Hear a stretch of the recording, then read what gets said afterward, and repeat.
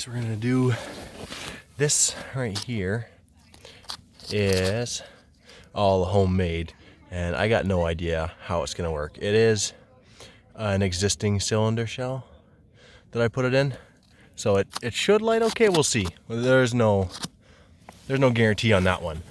And this one here is a mini menace shell that I had taken apart, so I put that in there, and then a homemade shell that's supposed to crackle. And then this right here is actually two mini menace shells and then a thunder crackle shell that I had pulled apart and had no idea what to do with them. So I put all three in a single tube, and I'm hoping to launch all three at one time. So we will see how that works. Might just blow up. We'll see.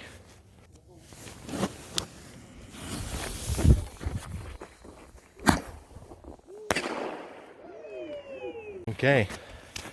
Now, so this, I believe the first shell is mini menace shell. So the first shell should actually work really good, and then we'll see about the second shell.